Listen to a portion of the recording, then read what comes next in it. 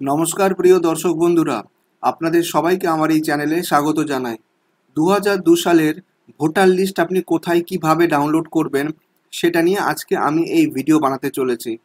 এই ভিডিও শুরুতেই বলে রাখি যে আজকে আমি আপনাকে বলবো 2002 সালের ভোটার লিস্ট আপনি কিভাবে পাবেন, কিভাবে ডাউনলোড করবেন এবং সেখানে আপনি আপনার নামটা কিভাবে খুঁজে পাবেন। তো চলুন আর সময় নষ্ট না করে আজকে এই ভিডিওর মূল বক্তব্যে প্রবেশ করি।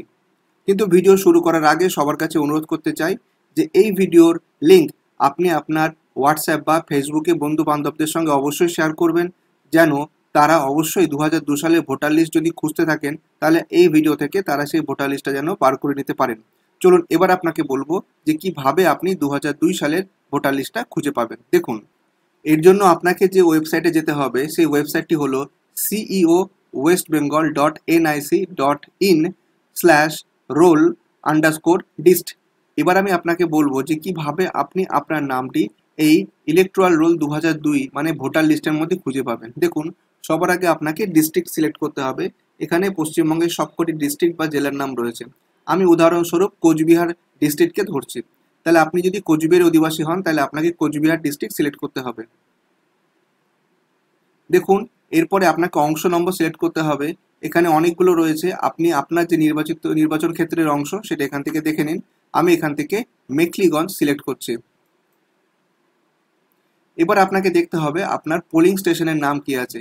আমি ধরে নিচ্ছি আমি যে ব্যক্তির নাম খুঁজছি তার পোলিং স্টেশন হচ্ছে Giladanga government primary school, room number 1। এবার দেখুন পাশে লেখা আছে ফাইনাল রোল। এই ফাইনাল রোলে আপনাকে ক্লিক করতে হবে। দেখুন, এবার আপনাকে একটা ক্যাপচা দিতে বলছে, আপনাকে দেখে এই ক্যাপচাটা এখানে পুট করতে হবে। ক্যাপচা পুট হয়ে গেলে আপনি ভেরিফাই এই অপশনটিতে ক্লিক করবেন। তাহলে আপনার কাছে পিডিএফ ফরম্যাটে এই লিস্টটি চলে আসবে। এবার এখানে আপনি আপনার নামটি খুঁজে পেয়ে যাবেন। তো বন্ধুরা, এইভাবে আপনি আপনার নাম 2002 সালের নির্বাচক তালিকা থেকে বার করে নিতে পারবেন। ভিডিওটা কেমন লাগলো অবশ্যই কমেন্ট করে বলবেন। আর আপনি যদি প্রথমবার আমার এই চ্যানেলে এসে থাকেন অবশ্যই চ্যানেলটা সাবস্ক্রাইব করবেন। ভিডিও শেষ করার আগে আপনাদের জন্য একটা গুরুত্বপূর্ণ তথ্য দিয়ে রাখি। আপনাদের মধ্যে অনেকেই আছেন যারা ঘরে বসে এসআইপি বা মিউচুয়াল ফান্ড করতে চান। তারা যদি ইচ্ছুক হন তাহলে তারা আমাদের সঙ্গে যোগাযোগ করতে পারেন। আমাদের কন্ট্যাক্ট নাম্বার এই ভিডিওতে দেওয়া রয়েছে।